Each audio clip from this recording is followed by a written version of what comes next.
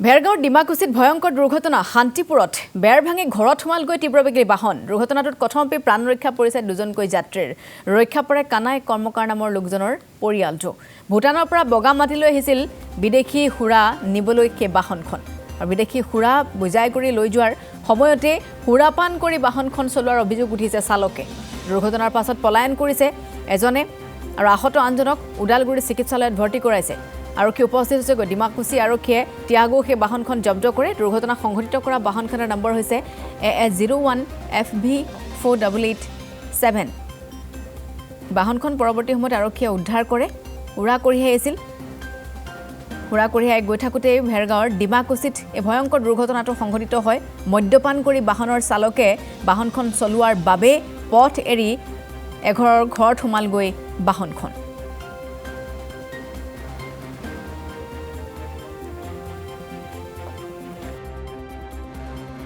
দুখজনক ঘটনা এটা ঘটি গ'ল অলপ আগতে আমাৰ ইয়াতে ভূটান পৰা আমাৰ ডিমাকুছি অভিমুখে এখন চাৰিচকীয়া বাহন আহি আছিল টেগো গাড়ী নে কি বুলি কয় এই গাড়ীখনে মদ্যপান কৰি আহিছিল চাগে ড্ৰাইভাৰসকলে আহি চিধা কানাই কৰ্মকাৰ নামৰ এঘৰত নতুনকৈ চৰকাৰী ঘৰত আহি গাড়ীখন ভিতৰত সোমাই একে বেৰাবিলাক ভাঙি থৈ গ'ল খুব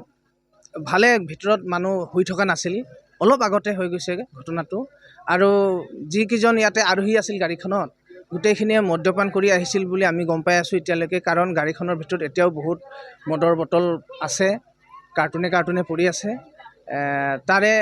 পলায়ন কৰিছে গোটেইখিনি এজনক যেনে তেনে ওচৰৰ কেইজনমান যুৱকে কায়ায়ত্ব কৰি এতিয়া আমাৰ ডিমাকুছি থানাৰ কৰ্তৃপক্ষক জমা দিছে তেখেতসকলে মেডিকেল কৰিবলৈ লৈ গৈছে তেখেতক বাকীখিনি পলায়ন অৱস্থাত আছে গাড়ীখন অৱস্থা নাই গাড়ীত খুব মদৰ বটল ভৰ্তি হৈ আছে বৰ্তমান